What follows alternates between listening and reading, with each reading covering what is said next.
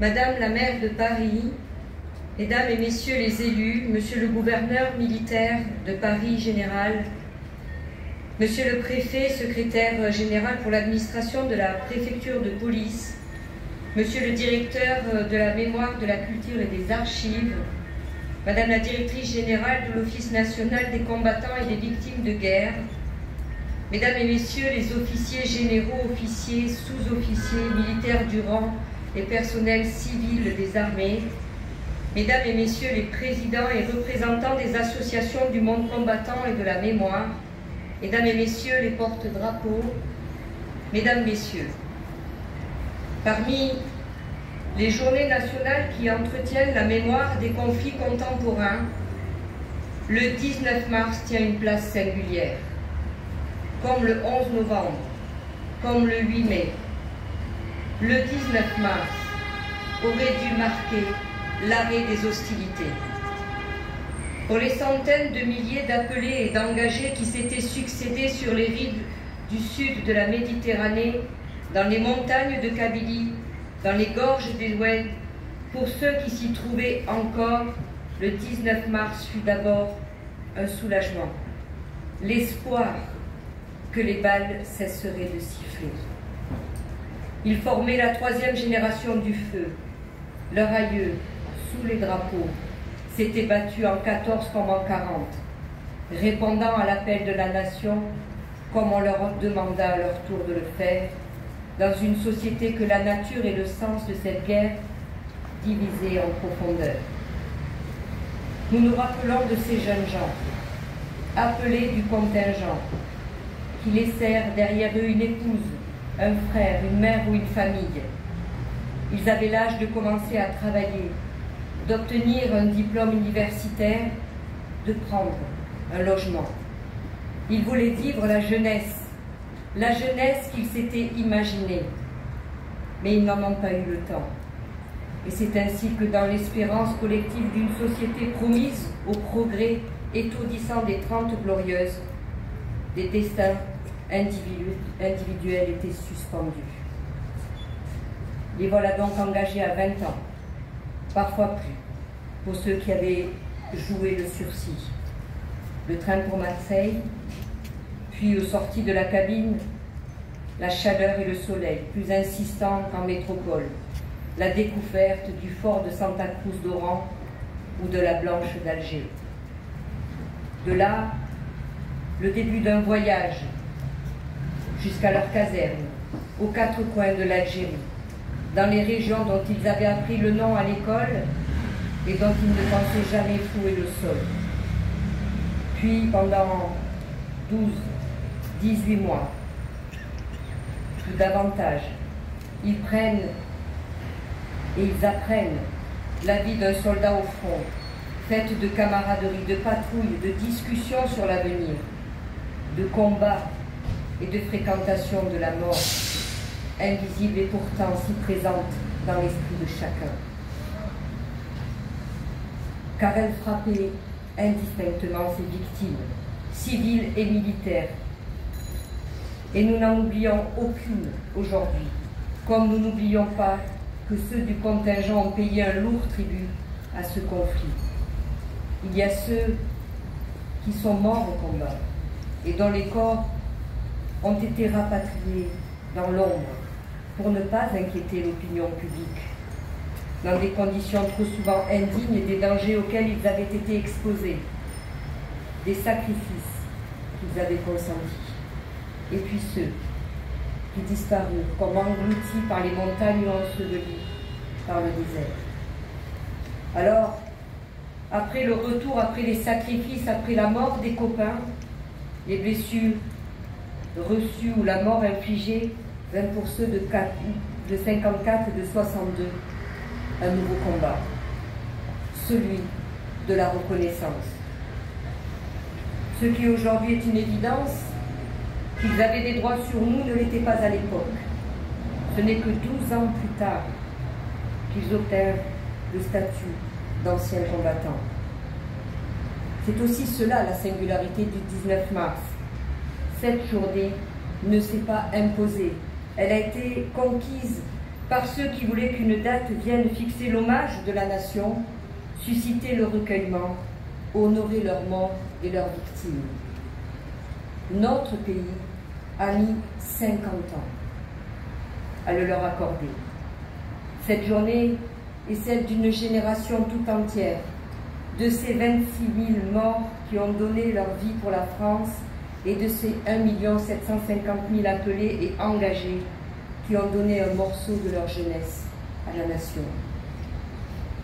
Nous réunir aujourd'hui, à Paris, au Quai Branly, devant le mémorial de la guerre d'Algérie et des combats du Maroc et de la Tunisie, comme devant chaque monument aux morts, c'est entendre les échos de ce 19 mars 1962, quand l'encre des paraphes à peine sèche, le cessez-le-feu était proclamé des deux côtés de la Méditerranée.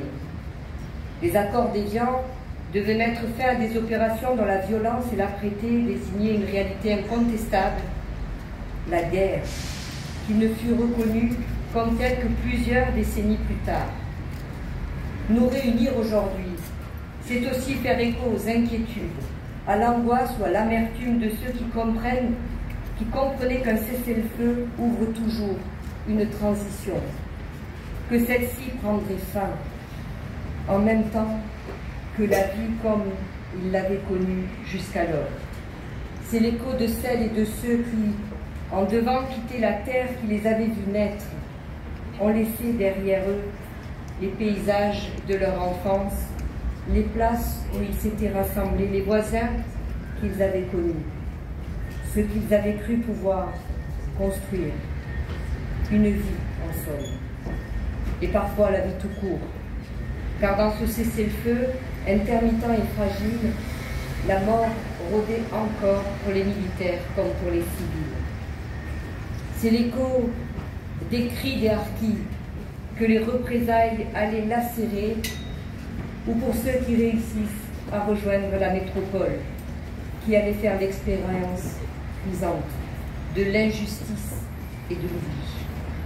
Nous réunir le 19 mars, c'est aussi faire écho à ce que l'histoire de France du XXe siècle, par ses déchirures, porte de profondément tragique en elle. Nous ne célébrons aujourd'hui ni victoire, ni défaite militaire. L'issue de la guerre d'Algérie n'a pas été réglée par les armes. Aujourd'hui, à une époque a passé et avec elle son lot de douleurs tues, de mémoires contrariées, d'antagonismes aiguisés. Nous avons désormais l'obligation de léguer à notre jeunesse une mémoire apaisée, qui ne reproduise pas les souffrances d'hier, ces souffrances qui, pendant trop longtemps, ont empêché les Français de tourner définitivement un chapitre de leur histoire. Il nous revient de transmettre la mémoire de la guerre d'Algérie sans chercher à trancher dans son extrême complexité, en regardant les événements de l'histoire en face, avec honnêteté et sincérité. Cela, je l'ai dit l'année dernière, le 19 mars, le 25 septembre et le 5 décembre. 3 hommages pour une seule guerre, 3 dates qui nous rassemblent. Je crois aux cérémonies qui honorent les morts et les vivants et qui rassemblent la nation. Des cérémonies qui sont des rites vivants, qui embarquent avec nous la jeunesse qui sera un jour à son tour dépositaire de notre mémoire. Et je remercie les jeunes qui sont présents aujourd'hui. C'est pourquoi je crois aux cérémonies qui se renouvellent, qui savent porter l'hommage de la nation par des moyens nouveaux, dans des lieux différents, mais dont la puissance du symbole n'est pas moins importante. C'était le cas l'année dernière. Cette régénération de nos cérémonies républicaines est, j'en suis convaincue, l'une des conditions qui nous permettra de continuer à progresser sur le chemin sur lequel s'est engagée la nation, qui est celui de la réconciliation des mémoires, à laquelle chacun doit participer avec lucidité et honnêteté face aux faits. Ce chemin long et difficile mais nécessaire et salutaire, est aussi celui qui nous conduit vers une cohésion nationale consolidée. Car en reconnaissant sans a priori que les mémoires plurielles puissent exister et s'exprimer, c'est la France que nous grandissons et son destin que nous construisons. Vive la République et vive la France.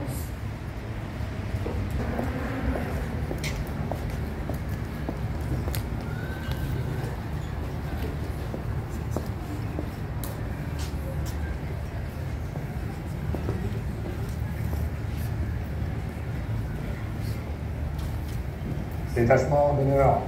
Garde à vous.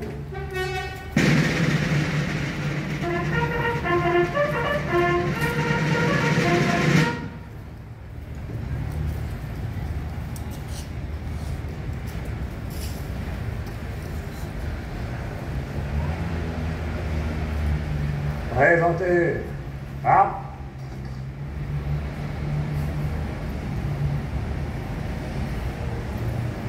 Aux morts.